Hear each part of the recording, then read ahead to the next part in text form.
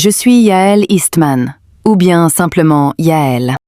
Je suis la seconde, le numéro 2, responsable de la recherche et secrétaire exécutive, au service de mon mentor de longue date et mon patron, Pascal Nadjadi. Comme lui, je viens du monde militaire. Pour moi, c'était l'aéronaval, la marine des États-Unis, le côté aviation. Et dans ma vie privée, depuis 13 ans, je suis engagée auprès de mon merveilleux mari, John, et de notre fille, 13 ans, elle aussi. Une adolescente qui rêve de voler. Pilote de chasse, embarquée, sur porte-avions. Elle y travaille. Elle a la rigueur, la mienne, celle de son père. C'est un bon début. Mais elle n'y est pas encore. Comme tous les jeunes ados, elle a besoin de 2 choses. D'amour, en abondance, et d'une voix ferme, structurée. La nôtre, celle de John et la mienne. Sur ce point, nous sommes comme mon principal, Pascal Nadjadi, plutôt traditionnel, orthodoxe même, quand il s'agit de guider ces petits malins pleins de rêves. Nous soutenons le rêve, toujours, mais nous les mettons en garde aussi, pour qu'ils ne tombent jamais prisonniers de leurs propres illusions. Et peut-être que vous, le public francophone, vous vous dites en ce moment « Mon Dieu !» Une Américaine de la côte Est qui parle un français impeccable, avec à peine un léger accent? Eh bien, rien de bien sorcier. J'ai aussi été pilote d'essai sur les Falcon, ces appareils que nous employons pour nos missions spéciales. Ma mère a grandi à Paris, et mon père est un banquier d'affaires de Wall Street à la retraite, comme Monsieur Nadjadi. Voilà, assez de privé. Juste un mot avant de commencer. La voix que vous entendez est la mienne, ma vraie voix. Mais les segments ont été assemblés et lissés sans aucune couture par les programmes d'assistance par intelligence artificielle que nous utilisons, pour que tout coule naturellement. Parce que, croyez-moi, lire un article entier d'une seule traite sans jamais reprendre son souffle, non, ce n'est pas ce que vous voulez entendre. Alors je vous le livre proprement, posément, comme il se doit. Bon, venons-en au cœur du sujet. Voici l'article, écrit de sa propre main par son auteur, Pascal Nadjadi. Je suis convaincue que vous reconnaîtrez son style. Une parole plutôt nonchalante et directe, flamboyante par moments, adorable et unique à sa façon. À l'image de ses héros américains, ceux qui l'admirent, Marco Rubio. Et aussi le charme cool, détendu de Tulsi Gabbard, directrice du renseignement national des États-Unis, à la tête de toute la communauté du renseignement américaine. Elle revient d'ailleurs dans bon nombre de ses écrits, pour de bonnes raisons. Et je m'arrête là. Alors, allons-y. Plongeons dans la scène du G7, ses secrets, et l'atmosphère à Évian. Voici le texte, signé Pascal Nadjadi et Yael Eastman. Trump au G7, Meloni, Macron. Aucune veste assez large pour se cacher à Évian. 6 tombes américaines. Une base aérienne des États-Unis verrouillée en posture de guerre. Et les 2 dirigeants qui ont laissé leur propre ville à portée des missiles de l'Iran, pour venir affronter le vainqueur. Lisez la lettre qu'ils espéraient que vous ne verriez jamais. Par Pascal Nadjadi et Yael Eastman. Et avant le premier mot, laissez-moi vous décrire l'image de couverture. Un cadre de cinéma, Évian au bord du lac, la lumière froide d'un sommet, et au centre, l'homme qui n'a besoin de hausser ni le ton ni les épaules, le vainqueur, calme. Autour, les vestes trop étroites pour ce qu'elle tente de dissimuler. Tout est déjà dit, rien qu'à le regarder. Alors, commençons. Washington. La guerre s'achève ce vendredi à Genève, aux conditions américaines, avec le président des États-Unis qui tient à la fois l'horloge et la détente. Un mémorandum d'entente entre Washington et Téhéran. Le détroit d'Ormuz rouvert, le blocus naval levé, le brut qui chute d'une falaise, les marchés actions qui s'envolent, les économies du monde relancées à plus haut régime par un pétrole moins cher et des prix plus bas à la pompe. Un soulagement qui compte pour chaque famille américaine et qui se lira bien dans les élections de mi-mandat. Le régime qui jurait depuis 47 ans qu'il ne plierait jamais, plie aujourd'hui. La signature aura lieu chez nous, à Genève, dans la Confédération suisse, qui demeure la démocratie directe la mieux gouvernée de la Terre. Une île de paix et de liberté, à quelques minutes de route du lac où se réunit le G7. Donald Trump a déclaré le dossier clos le 14 juin, le jour de ses 80 ans. Il revient à la table du G7 pour la première fois depuis 2019. Non pas en suppliant, mais comme le seul homme qui a livré ce qu'aucun des autres n'a osé toucher. Et autour de cette table, ils sont assis comme une classe d'écoliers de primaire.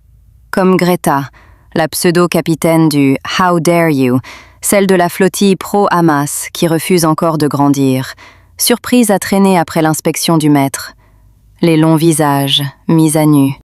Suis-je tendre avec eux? Bien sûr que non. Je n'ai pas été mis sur cette terre pour parler gentiment de choses mauvaises que j'ai dû regarder de mes propres yeux. Maintenant, écoutez bien, parce que c'est ici que ça commence vraiment. La travestie de Meloni à Sigonella. Refuser l'atterrissage à des bombardiers de l'US Air Force sur une base de l'US Air Force. Commençons par l'Italie. Parce que c'est en Italie que le dossier entaille le plus profond. Le 31 mars 2026, alors qu'une opération américaine était en pleine phase d'exécution et que des équipages des États-Unis étaient en vol, le gouvernement de Giorgia Meloni a refusé, en plein vol, l'autorisation d'atterrir à des aéronefs de l'US Air Force à la station aéronavale de Sigonella, en Sicile. Une base de l'US Air Force sur sol italien qui héberge plus de 40 commandements américains et qui ancre les opérations des États-Unis et de l'OTAN dans toute la Méditerranée. Une base que l'Amérique a construite, que le contribuable américain entretient. Une base prête au combat, 24 heures sur 24, qui existe pour que les Italiens puissent dormir en paix. Devant son propre Parlement, Madame Meloni a déclaré « Nous ne sommes pas en guerre, et nous ne voulons pas entrer en guerre. » Relisez cela 3 fois, de préférence à voix haute. Son cabinet a fabriqué une travestie qu'aucun bureau sain d'esprit n'oserait proclamer comme justification. Le partenariat avec Washington, prétendait-elle, restait solide. Une travestie mauvaise et malade, au mieux. Une telle décision place Madame Meloni carrément dans le camp des fous. Et des fous, il y en a beaucoup. Pas seulement à Téhéran, à La Havane aussi. J'en viendrai bientôt à Cuba. Et oui, cela viendra. Parce que ce qui s'est passé à Caracas n'est pas resté à Caracas. Tenez, laissez-moi vous expliquer ce que cette doctrine signifie réellement. La doctrine refuser et frapper de la guerre de 5e et 6e génération, la chaîne de destruction système de système, que je nomme simplement Epic Fury 2026, est de très loin la chaîne capteur vers tireur la plus avancée de la défense militaire américaine. Conçue pour agir et réagir avec rapidité, hautement mobile, une portée mondiale, 24 heures sur 24, 365 jours par an. Oui, elle opère globalement, sur ordre du commandant en chef des États-Unis, le président Trump, à tout instant, selon ce que la situation exige, pour protéger les États-Unis et son peuple de toute menace militaire ou terroriste. Quand nos ennemis demandent « et si ?», les États-Unis ont déjà livré la réponse, avec tempo et précision chirurgicale. Et désormais, Moscou et Pékin ont appris à respecter, dans le choc et l'effroi, après que tous leurs systèmes de missiles et de radars surévalués ont été aveuglés, mis hors service, avant même de pouvoir verrouiller une cible. Oui, vous avez bien lu. Et je n'ai aucun doute.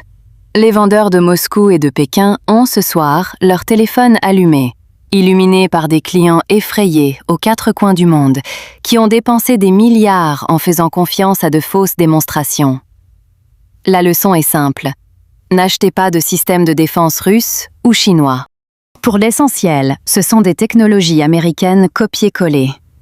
Copiées depuis la grande ère Reagan, quand les États-Unis, épaulés par des hommes brillants comme le secrétaire Caspar Weinberger et mon ami le regretté secrétaire Frank Carlucci, ont amené l'Union soviétique marxiste et totalitaire à sa propre implosion, sans jamais tirer un seul coup de feu.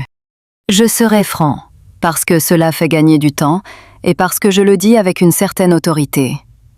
Si Moscou et Pékin n'étaient pas armés des armes nucléaires qui menacent le monde libre, un Maduro 2.0 pourrait être mené sans douleur, et leur peuple serait enfin libre de respirer l'air frais de la liberté qu'il mérite. L'idéologie marxiste a ruiné génération après génération de ces peuples.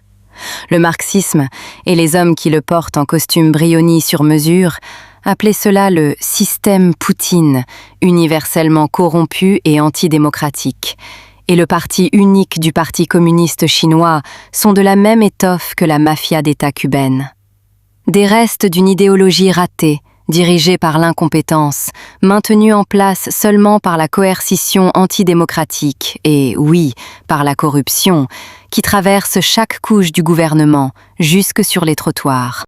Et comme l'a dit mon autre héros américain, le secrétaire d'État Marco Rubio, face caméra depuis le pupitre de la Maison-Blanche le 5 mai 2026, remplaçant la porte-parole Caroline Leavitt, alors en congé maternité, « La seule chose pire qu'un communiste, c'est un communiste incompétent. » C'est exactement cela qui mène la Havane à la ruine aujourd'hui. Prochaine étape, Cuba. Au pire, un Maduro 2.0. Une opération éclair. Comment cela se fait, ce n'est pas à moi de le révéler, et je ne spéculerai pas en public sur la méthode. L'élément opérationnel, c'est précisément la part qu'un adversaire de l'État cartel ne voit jamais, jusqu'à l'instant d'après. Je le marque clairement comme ma lecture prospective, et non comme un fait établi. Maintenant, laissez-moi m'arrêter un instant. Parce que ce qui suit, il faut le dire lentement. 6 tombes de héros américains. Que notre Seigneur repose leurs âmes. Voici la part que Rome préférerait que vous ne placiez jamais à côté de son mémoire pseudo-juridique futile. Le 1er mars 2026, le 2e jour de cette guerre, un drone iranien a frappé un centre de commandement de fortune à Port Shuaïba, au Koweït, et a tué 6 membres des forces armées des États-Unis. 4 étaient des soldats de la réserve de l'armée de terre, les logisticiens, ceux qui nourrissent et approvisionnent les troupes. Le capitaine Cody Cork, 35 ans. Le sergent-chef Noah Tietjens, 42 ans. Le sergent-chef Nicole Amor, 39 ans. Le sergent Declan Cody, 20 ans, promu à titre posthume. Ils ne nous sont pas étrangers. Nous les tenons comme les nôtres, et ils ne seront jamais oubliés. Des dizaines d'autres ont été blessés. Des familles américaines ont reçu des drapeaux pliés dès la première semaine de cette campagne. Leur douleur dépasse l'imagination. Le régime de terreur islamiste de Téhéran a versé ce sang, et l'Iran en porte la responsabilité. Mais comprenez la séquence. Les soldats américains étaient déjà au sol, quand un membre fondateur de l'Alliance Atlantique a choisi, 3 semaines plus tard, de fermer sa propre porte, construite par l'Amérique, au nez des équipages qui portaient encore le combat, forçant ces équipages à se dérouter en plein vol sur une mission de guerre active, ajoutant tension et risque sous les limites impitoyables du temps de vol et du carburant en pleine sortie de combat. Voilà ce que l'alliance est censée signifier. Une attaque contre l'un est une attaque contre tous. Quand le sang des fils et des filles d'un membre est au sol, les autres resserrent les rangs. C'est l'article 5. Une phrase, une promesse. Trop souvent, on l'a honoré en parole et non en acte. Le 31 mars, en Sicile, on l'a déshonoré en acte, par la grande gueule Mélanie, et par une OTAN qui est trop souvent devenue un comité de 32 membres, un hôtel 5 étoiles de slogans et de communiqués, une posture de canard boiteux, sans aucune mesure avec le dur standard de commandement de combat de l'armée des États-Unis. Je dirai clairement ce que je crois, en mon propre nom, et comme mon propre jugement, ce qui est mon droit de proclamer. Ce que Madame Meloni a fait à Sigonella n'était pas de la neutralité. Elle n'avait aucun titre pour être neutre. L'Italie n'est pas en état neutre. Ma confédération suisse, chez moi, l'est, par la loi et par la posture. L'Italie, non. Ce que Madame Meloni a accompli, au nom de la République italienne, au-dessus de son propre commandement militaire et de son propre peuple, c'était une trahison. Et j'emploierai le mot que l'acte a mérité. Haute trahison. Contre l'alliance que sa propre République a aidé à fonder en 1945. et contre son premier devoir, la protection du peuple italien, face au régime même dont la portée balistique avait placé le sol italien dans l'enveloppe. Ceci est mon opinion. Je l'ancre à l'acte documenté et à rien d'autre. Et tenez, voici la partie que ni Rome ni Paris n'osent dire à voix haute. Une portée qui a frappé Diego Garcia et qui aurait pu trouver Rome et Paris. Le 20 mars 2026, l'Iran a tiré des missiles balistiques de longue portée, de la classe Khorramshahr 4, d'une portée d'environ 4000 km, sur la base américano-britannique de Diego Garcia, au large, dans l'océan Indien. Aucun n'a frappé. L'un a échoué en vol, l'autre a été abattu par un intercepteur Standard Missile 3, lancé depuis un navire de guerre américain. Mais le message du tir était sans équivoque, et les analystes sérieux, partout en Europe, l'ont lu sur le champ. Un régime capable de projeter une ogive à 4000 km peut atteindre Rome. Il peut atteindre Berlin, Paris, Rome et le sud de l'Italie. La Calabre, Messine et Sigonella elle-même, bien à l'intérieur de cette enveloppe. La France aussi. Alors résumons. Ce que Meloni et Macron ont réellement fait. L'opération Epic Fury 2026 était la campagne qui dégradait la force de missiles même qui venait de démontrer qu'elle pouvait atteindre leur capitale. En refusant à l'US Air Force sa base et son ciel, ils n'ont pas seulement trahi un allié. Ils ont laissé leurs propres citoyens exposés à l'arme exacte que l'opération existait pour démanteler. Tous les deux, à l'heure décisive, ont protégé le régime, à la place de leur peuple. Le devoir juré de la première ministre Meloni trahi. Et voici où son propre serment se retourne contre elle. La Constitution de la République italienne ne laisse pas le devoir dans le flou. L'article 52 déclare, en mots clairs, que la défense de la patrie est un devoir sacré. Sacré, le terme même de la charte. Une première ministre est la première servante de ce devoir, jamais son exception. Pourtant, à l'heure précise où une force de missiles iranienne venait de démontrer, au-dessus de Diego Garcia, qu'elle pouvait atteindre le sol italien, Milan, Rome, Florence, la Calabre, Messine, la Sicile elle-même, la grande gueule Meloni a fermé la porte de Sigonella contre l'opération même qui dégradait cette menace. À mon jugement, et je l'énonce comme mon jugement, et non comme le verdict d'un magistrat, cela n'était pas la défense de la patrie. C'était son abandon. Elle n'a pas protégé son peuple, ni son territoire, de la portée du régime. Elle a protégé le régime de la force qui le démantelait. Un dirigeant peut invoquer la tradition pacifiste de l'Italie, inscrite à l'article 11, pour expliquer qu'il ne rejoindra pas une guerre offensive. C'est son droit. Mais il ne peut pas l'invoquer pour laisser ses propres citoyens exposés à une menace balistique, tout en y conduisant les alliés qui l'éliminent. La paix n'est pas la même chose que l'absence de défense. La Constitution qu'elle a juré de défendre trace cette ligne à l'article 52. Et elle l'a franchie. Bon, alors promenons-nous jusqu'au poids-plume, les dirigeants européens du G7 à Évian, qui, à l'heure où j'écris ces lignes, à 2h20 ici à Washington, sont occupés par un autre petit déjeuner de luxe 5 étoiles dans le matin européen. La lâche Meloni, qui se cache derrière la jupe venue de Tokyo. Au matin du 15 juin, Madame Meloni a reçu la nouvelle première ministre du Japon, Sanae Takaichi, à la villa Doria Pamphili, à Rome. Nota bene, à Rome.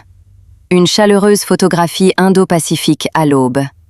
Mise en scène, on le soupçonne, pour la tenir à distance du regard perçant et tranquille du commandant en chef et vainqueur d'anniversaire, le président Donald J. Trump. Puis elle est montée dans l'avion pour la France. Portée jusqu'à Évian par un super Puma de l'armée de l'air française. Là, rapporte la presse italienne, son agenda est le retour au dialogue avec le président des États-Unis, après des mois de ses attaques. Sa première occasion de l'affronter à nouveau. La femme qui a renvoyé des équipages de l'US Air Force loin de leur propre base de l'US Air Force vole maintenant pour quémander la main du commandant en chef qui les commandait. Il n'existe aucune veste assez large pour cela. Maintenant, regardez la bande. Parce que le corps d'a ce que la bouche tait. Macron, l'autre perdant, à la table. Regardez la bande déviant. Et regardez-la 2 fois. Parce que le langage du corps raconte l'histoire que les mots tentent de cacher. Le président Trump est assis comme s'assoit un vainqueur, calme, sans hâte, disant peu, laissant le silence porter le poids. C'est Sun Tzu à la table. Le maître qui a déjà gagné n'a pas besoin de remplir l'air. En face de lui, Emmanuel Macron s'agrippe. Il félicite un accord qu'il n'aurait pas levé le petit doigt pour obtenir. Ses mains restent affairées, et son sourire est laborieux, un homme qui joue une aisance qu'il ne ressent pas. Et pourquoi la ressentirait-il? C'est le président des États-Unis, le commandant en chef à toute épreuve de l'armée américaine, celui qui l'avait sermonné en avril de « être sérieux maintenant ». On aurait dit un imposteur du climat, un aficionado des terroristes du Hamas. How dare you? Greta, assise devant lui, avait mis fin à la guerre que Paris jurait impossible à gagner. Vraiment? Sérieusement, Emmanuel? Je lis le malaise dans chaque image. Non pas le malaise du désaccord, mais le malaise de l'exposition. La main qui félicite est la même main qui, quelques semaines plus tôt seulement, a scellé l'espace aérien français aux vols américains qui acheminaient de l'équipement défensif vers l'État d'Israël, pendant que les missiles iraniens et du Hezbollah pleuvaient sur ces villes. Des frappes du genre que les conventions de Genève définissent comme crimes de guerre. C'est ma lecture, et je l'énonce comme la mienne. Et que personne ne balaie ce refus comme le moindre des péchés. C'était le même acte que celui de Mélanie, et il était tout aussi grave. Israël est notre allié indéfectible, le partenaire qui a mené l'opération Epic Fury 2026 à la pointe du fer et qui a absorbé la fureur du régime en retour. Des milliers de missiles et de drones iraniens. Et depuis le Liban, les roquettes du Hezbollah, le proxy de Téhéran, tirées par centaines sur les foyers israéliens. Ces mêmes fanatiques islamistes ont passé 40 ans à détruire le Liban lui-même, à saigner les Libanais ordinaires, qui n'ont jamais rien demandé de tout cela. Une seconde, laissez-moi vous montrer quelque chose. La victoire, pour le contexte.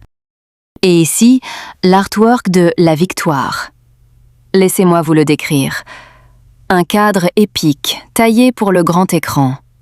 La lumière d'un été de triomphe, la signature visuelle de Geostrat, et quelque part dedans, cette voix mystérieuse, si puissante et si chaude, que vous reconnaîtrez peut-être. Restez jusqu'au tout dernier instant. C'est là que tout se révèle. Regardez notre film de contexte jusqu'à la toute fin. Quand vous croirez avoir tout entendu et tout vu, restez encore, jusqu'à la dernière seconde du minutage. Car un maître de l'art de Sun Tzu le dit clairement, tel que cela se présente désormais, la victoire totale de l'été 2026. Dites-moi ensuite si vous reconnaissez cette voix, mystérieuse et pourtant si puissante, si chaude. Savourez le film, qui inclut le clip de La Victoire, désormais sur Apple Music, une chanson que j'ai composée avec affection, avec passion et avec mon élégance reconnue, pour la victoire historique de l'opération Epic Fury 2026. Et maintenant, quelque chose de plus personnel. Permettez-moi. Pourquoi je prends la destruction du Liban par l'Iran et le Hezbollah de manière personnelle?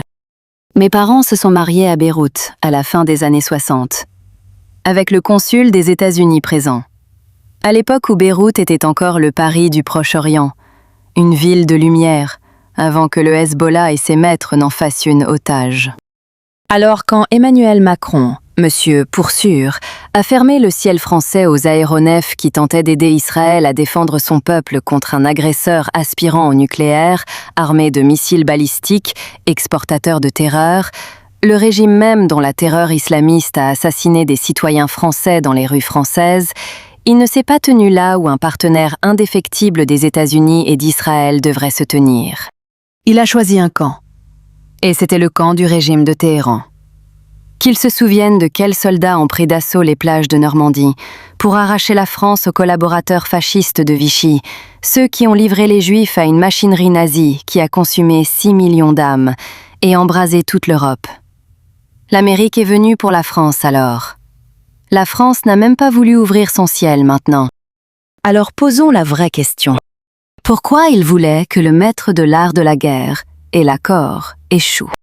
Voici ce que je crois, énoncé clairement comme mon propre jugement et mon droit de le dire. Les temporisateurs, Mélanie, Macron, Merz, Starmer, von der Leyen, n'ont pas seulement douté de l'opération Epic Fury 2026. Certains d'entre eux avaient besoin qu'elle échoue, parce que la victoire ne s'arrête pas au canon. Elle se tourne, comme elle s'est tournée à présent, vers l'argent. L'opération Economic Fury suit le Grand Livre. Et le Grand Livre passe par Paris, Francfort, Milan et Londres. Le dossier ici n'est pas mon invention. En 2019, la France, l'Allemagne et le Royaume-Uni ont bâti Instex, un véhicule à vocation spéciale, conçu dans un seul but: acheminer le commerce avec l'Iran en contournant les sanctions américaines, hors du système du dollar. Il a été habillé, de manière odieuse, en fausse action humanitaire. Comme toutes ces fausses ONG de Bruxelles le sont aujourd'hui, financées par l'Iran, le Qatar et l'Arabie, couplées à l'argent marxiste de milliardaires comme un Soros, pour semer le chaos des deux côtés de l'Atlantique et tenter de gouverner nos nations avec leur idéologie marxiste de cupidité et de domination fasciste totalitaire. Ils ont échoué.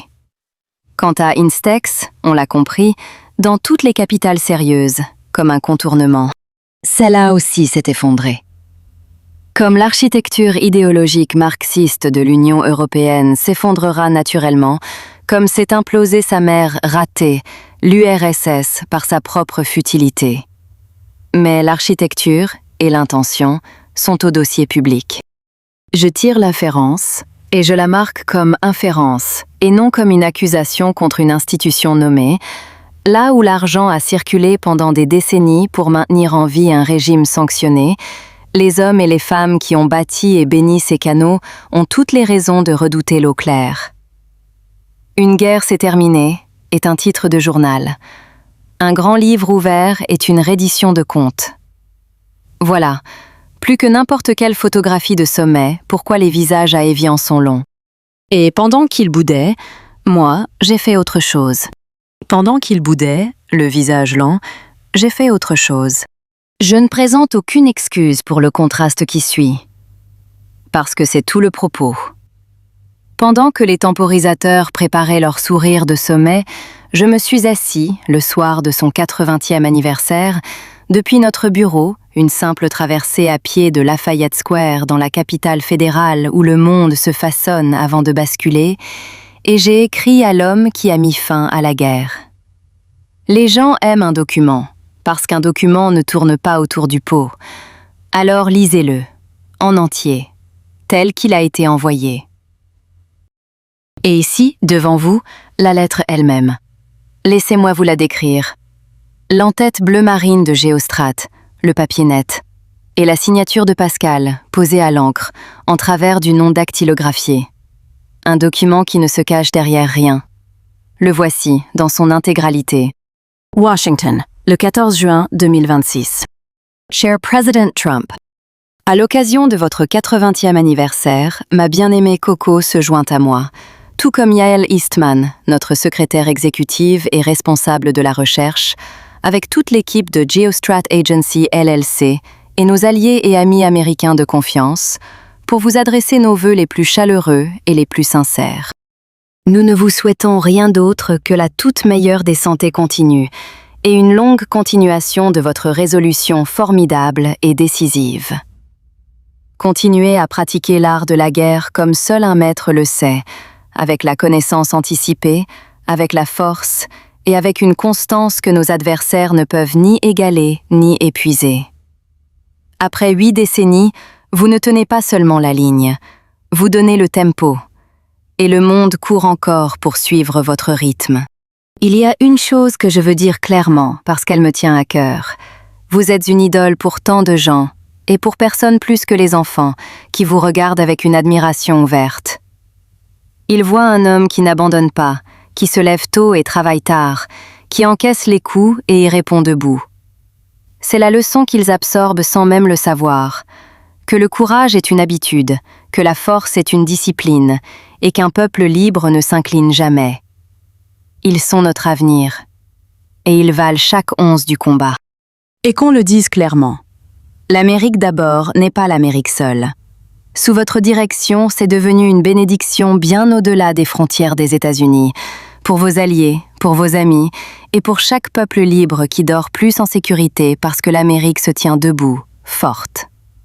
Quand l'Amérique mène depuis la force, tout le monde libre s'élève avec elle. L'ère Reagan n'est pas seulement revenue. Sous votre main, elle a été surpassée. Surpassée en rigueur, en sang-froid, et dans la volonté de transformer la conviction en conséquence, sans jamais scier. Joyeux anniversaire, Monsieur le Président. Que les années à venir soient longues, saines et couronnées de la paix que vous forgez par la force. La République est en de meilleures mains grâce à votre endurance. Et le monde libre est plus stable grâce à votre sang-froid. Avec tous mes vœux les meilleurs. Pascal Nedjadi, fondateur et principal. Voilà. Lisez ça. Et relisez ce qui précède. La différence saute aux yeux. Le dossier est le dossier. Une dirigeante a fermé une porte pendant qu'on enterrait des Américains et cherche maintenant la poignée de main qu'elle n'a pas méritée. Un dirigeant a sermonné le vainqueur, a scellé ses liens face aux défenseurs d'Israël et applaudit maintenant le résultat. Et un simple citoyen, ne devant rien à aucun parti ni à aucun maître étranger, a simplement dit la vérité et remercié l'homme qui a tenu la ligne. Que Évian se réunisse. Que les menus soient 5 étoiles et les photographies chaleureuses. L'eau, là-bas, est célèbre pour couler clair, et désormais, le dossier l'est aussi. Les dirigeants qui se sont cachés de la guerre découvriront qu'il n'y a nulle part où se cacher d'elle, à la table. Je ne connais pas le président Trump personnellement. Alors, je ne dirai que ce que la conduite montre. C'est un commandant qui mène son accord jusqu'au bout, comme le fait un commandant, ne laissant aux fous de Téhéran pas un pouce pour se faufiler et tenant la détente, s'ils osaient violer un mémorandum qu'ils ont signé de leurs propres mains. CENTCOM est verrouillé et chargé, comme nous le disons quand nous confirmons notre disponibilité au commandement supérieur. Je serais surpris que le président Trump s'attarde à Évian pour les séances photos en flou artistique, à flâner dans le parc comme une classe de primaire en sortie scolaire. Il a donné le tempo. Il commande les gros titres. Un G7 de menus de luxe et de communiqués et du théâtre, sans véritable dirigeant dans la salle. Et pardonnez mon français, les fichus autres, réunis dans cette station au bord du lac, ont la même posture que celle que j'ai vue échouer dans les Balkans. La SFOR, la CAFOR, WATFOR, des comités qui débattaient pendant que de meilleurs hommes agissaient. Et là, permettez-moi, parce que j'y étais. Je peux le dire avec une certaine autorité, parce que j'y étais, pour la reconstruction. La Croatie après Dayton, 1995. Pendant que la fumée pesait encore sur les Balkans occidentaux, j'étais sur le terrain, coordonnant la reconstruction, les flux de capitaux et la privatisation qui a transformé un pays brisé par la guerre en une économie européenne fonctionnelle. D'abord sous Merrill Lynch, plus tard sous Dresdner Kleinwort Benson. Travaillant main dans la main avec le gouvernement de l'époque, avec les premiers ministres Nikita Valentić et Zlatko Matesa. Rien n'a été facile dans cette décennie. Rien dans ce travail ne l'est jamais. Mais la Croatie d'aujourd'hui, jadis une nation adolescente, brave et traumatisée, est l'une des plus belles destinations de la Méditerranée. Avec un peuple jeune, hautement qualifié, florissant. Ce rêve à moi est devenu réalité. Mais ce fut en effet un travail acharné. Aujourd'hui, je souhaite exactement la même chose à mes compatriotes iraniens. Les plus de 90 millions d'entre eux qui méritent de vivre libres et qui le seront. Les jeunes, là-bas, ne veulent pas du dogme. Ils veulent le MIT. Ils veulent Wall Street. Ils veulent une vie normale. Et ils l'auront, croyez-moi. Pascal Nedjadi. Le capital de la diaspora est prêt.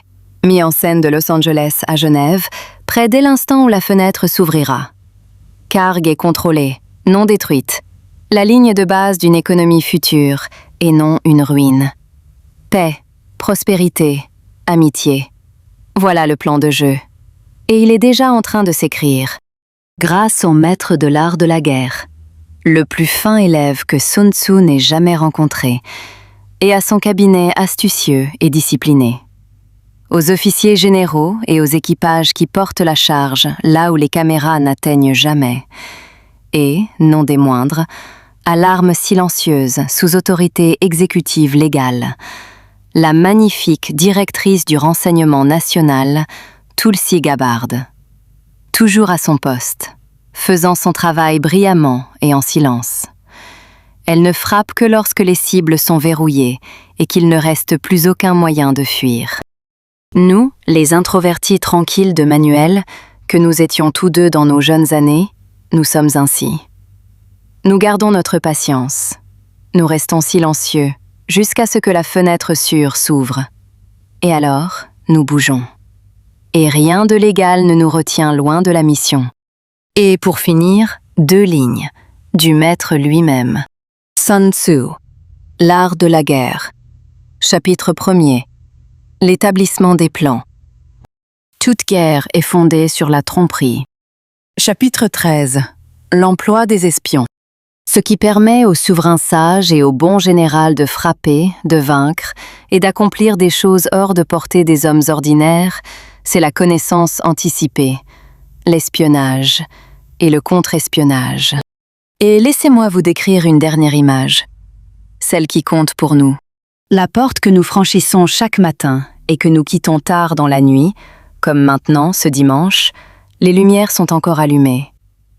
Le magnifique Southern Railway Building au 1500 K Street Nord-Ouest. À 5 minutes à pied, en traversant Lafayette Square depuis la Maison-Blanche, dans la capitale fédérale des États-Unis. Nous travaillons aux heures où Washington dort, parce que le signal ne tient pas d'horaire de bureau.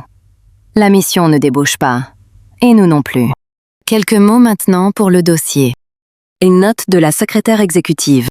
Cette publication est un travail de reportage et de commentaire dans l'intérêt public. Nous séparons le fait établi de l'analyse. Nous attribuons chaque citation directe à son auteur et à sa source. Et nous corrigeons le dossier quand le dossier change. Là où nous marquons une chose comme un objectif plutôt que comme un accomplissement, nous l'entendons exactement ainsi. Geostrat Agency LLC fait commerce de connaissances anticipées. Pas de flatterie. Une note sur l'identité et le statut juridique. Geostrat Agency LLC, c'est une entité américaine privée à but non lucratif, enregistrée à Washington. Elle est entièrement indépendante et ne doit rien à aucun parti, donateur ou intérêt étranger. Elle n'est pas affiliée et ne partage ni propriété, ni dirigeant, ni financement avec l'entité basée à La Haye, geostrat.org. Geostrat Agency LLC ne cherche aucune activité commerciale et ne fournit de services de conseil à personne. Elle détient ses 2 marques déposées. Elle ne parle qu'à travers les 2 canaux qu'elle possède, son Substack et sa chaîne YouTube. Indépendance financière et dossier ouvert. Geostrat Agency LLC est autofinancée et n'accepte aucune publicité, aucun parrainage, aucune influence de donateur. L'intégralité de son dossier publié est en accès libre et gratuit de façon permanente. Il n'y a aucun péage, il n'y a aucun palier premium. Chaque lecteur reçoit le travail complet. Pour le dossier, les 2 seuls canaux authentiques. Geostrat Agency LLC s'exprime, pour le dossier, à travers 2 canaux seulement. Substack, @PascalNajadi 1967 et YouTube, @PascalNajadi 8827. Tout autre compte, page, pseudonyme ou chaîne prétendant représenter Geostrat Agency LLC ou Pascal Najadi est non autorisé et doit être traité comme une usurpation d'identité. Geostrat Agency LLC n'est affilié ni à l'armée des États-Unis, ni à aucune branche du gouvernement des États-Unis, ni à aucun organe gouvernemental, et ne revendique aucune affiliation de la sorte. Désormais déclassifié, et à vous de le lire. Le dossier en source ouverte, Epic Fury 2026, n'est plus retenu. Depuis le 26 mai 2026, il est déclassifié, et il est à vous de le lire. Référence GSA-EF-2026-004. C'est le dossier complet de prévision de Geostrat Agency LLC sur la campagne d'Iran. Ce que nous avons dit, quand nous l'avons dit, et comment cela a tenu face aux événements, à mesure qu'ils se déroulaient. Le dossier est bâti sur 3 couches, et nous ne les mélangeons jamais. Le fait public établi. Notre propre analyse, publiée et horodatée.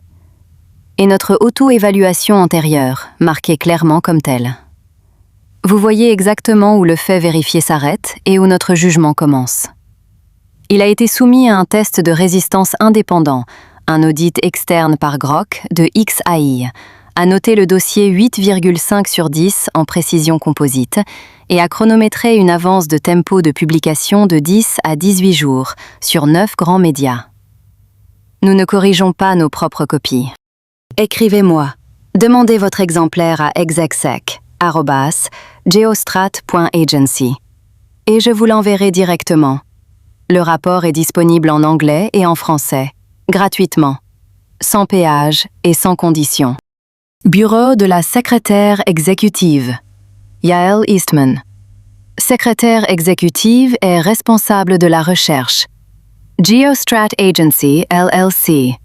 1500 K Street Nord-Ouest, Washington 20005, États-Unis. Ligne de bureau, surveillée et enregistrée 24 heures sur 24.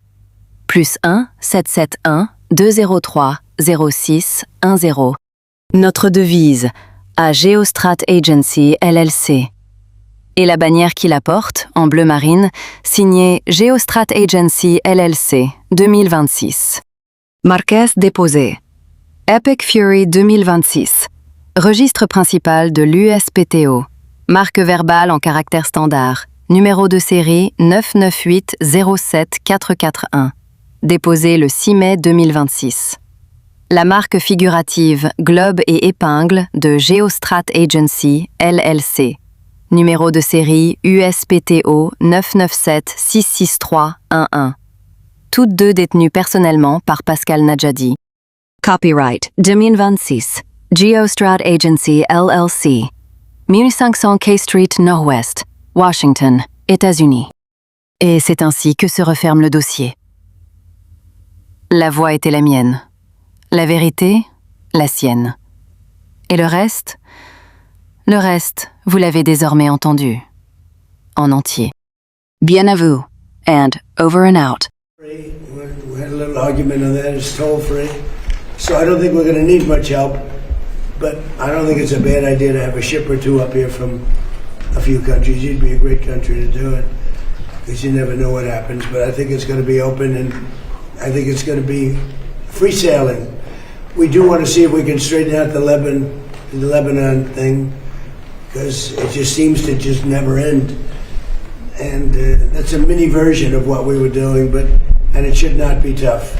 It should not be tough. So Hezbollah, we have to have a little talk with them. US President Donald Trump has targeted the leaders of France, Germany, Italy and the UK with jabs and jibes of late. He's been very unhappy that allies haven't joined his war with Israel against Iran. So I was very upset with, not upset, I was not happy with the UK. We've been protecting these countries for years with NATO, because NATO is us. So as they meet this week at a G7 summit in France, the chemistry between Trump and leaders he's taken issue with is being scrutinised. Giorgia Meloni, the Premier of Italy, used to be one of Trump's favourite European leaders. But they clashed recently about the Pope and Iran. Meloni defended the pontiff after Trump expressed anger over the Pope's opposition to the war. Le dichiarazioni in particolare sul pontefice fossero inaccettabili. Trump also criticised Keir Starmer, the UK's Prime Minister. Unfortunately, Keir is not Winston Churchill. Starmer allowed US bombers to use British bases for strikes on some Iranian military targets. But he said the UK won't be drawn into the wider war. This is not our war. We will not be drawn into the conflict. Friedrich Merz, the Chancellor of Germany, has recently been particularly critical. Die Amerikaner haben offensichtlich keine Strategie. Da wird eine ganze Nation gedemütigt durch die iranische Staatsführung. Trump posted these broadsides in response. At the G7 leaders' last gathering in Canada a year ago, Trump departed a day early. This time, because of his recent tussles with other summit participants, attention is focused on whether he'll leave abruptly again. Copyright Geostrat Agency LLC 2026. I will always place the mission first. I will never accept defeat. I will never quit. And I will never leave a fallen comrade.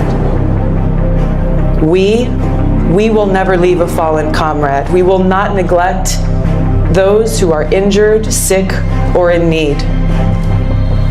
I won't divulge internal conversations. I will say that those of us within the intelligence community continue to provide the president with all of the best objective intelligence available to inform his decisions. The last what the world wants is an insecure United States. We need a strong, healthy, wealthy, self-competent, not warmongering United States to keep peace. It's the way your president is managing things, President Trump, that is. War in this context and in pursuit of peace is necessary.